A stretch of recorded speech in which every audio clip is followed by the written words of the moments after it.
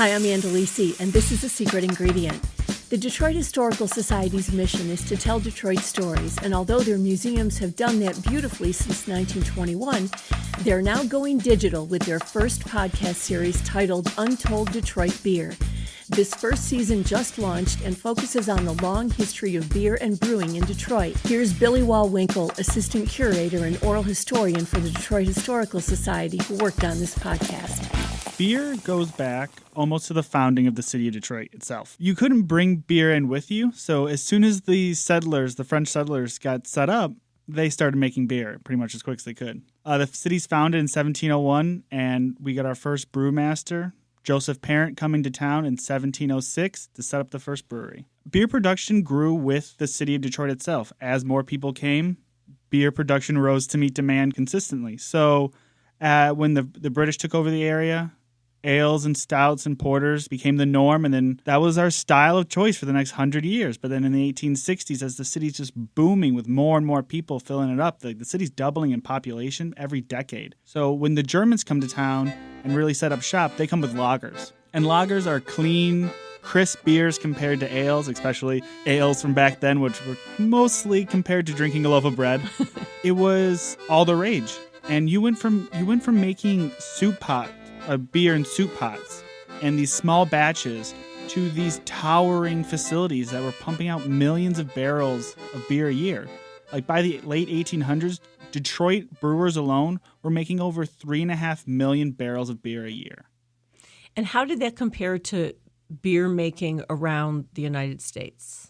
Detroit had a huge German population, so we were one of the epicenters for beer production, but we were by no means alone. You couldn't transport beer then. Sometimes you'd get it to Cleveland, you'd sometimes get it to Buffalo, but you weren't selling Detroit beer in New York. If you wanted good beer, you made it where you drank it. So that's why Minneapolis, Chicago, Detroit, New York, they all had their own breweries. In this podcast, you talk to a lot of different people connected to beer. So can you talk about some of the guests that you have on your podcast? Yeah, definitely. We were so lucky to talk with some really awesome people. So we got to talk with John Lenardos, who runs Motor City Brewing Works. We got to talk with brewer Scott King. We also got to work with the Michigan Brewers Guild. So we got to work with Larry Bell and Scott Graham and Eric Brigham up at Rochester Mills. We also got to work with people who are changing the game. We got with the women of Fermenta.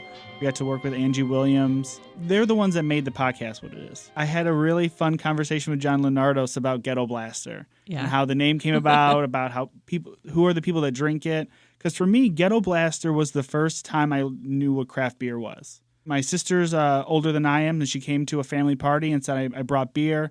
And I looked at it, and I was younger, but I knew the box wasn't right.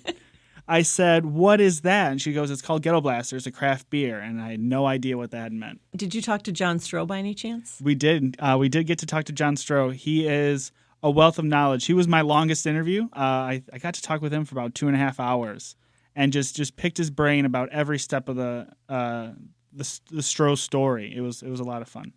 What did you learn from him that surprised you? Just how tenacious Stroh's was. We take a lot of pride in having Stroh's because they were the third largest brewery at one point. During Prohibition, they did everything they could to stay in business.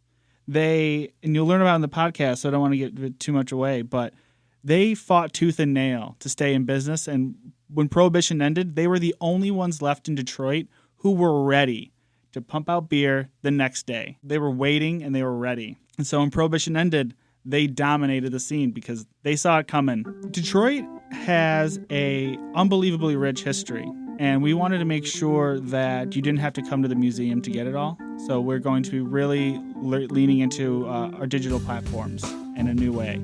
And this podcast is our test case. It's our little baby that we're really hoping grows up really well, and we get to do more of these because you can't make it to the Detroit Historical Museum or the Dawson Great Lakes Museum doesn't mean that you shouldn't be able to enjoy your city's history. Is this podcast something that people that are not big beer drinkers would still find interesting, especially if they're from Detroit? The best thing during the production process was one of our executive producers didn't know really anything about beer.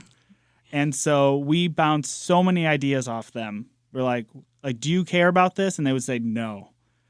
And but we knew we hit that perfect medium when they perked up, and they're like, that's really interesting. We took a lot of time and we took a lot of care to make sure that this wasn't going to like the ivory towers of academia or anything like that. This is really for anyone who enjoys Detroit history.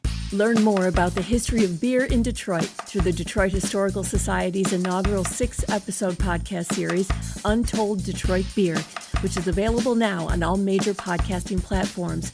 It complements the Detroit Historical Museum's new exhibition, Detroit's Brewing Heritage. Find out more at detroithistorical.org. For WDET, I'm Ann Delisi.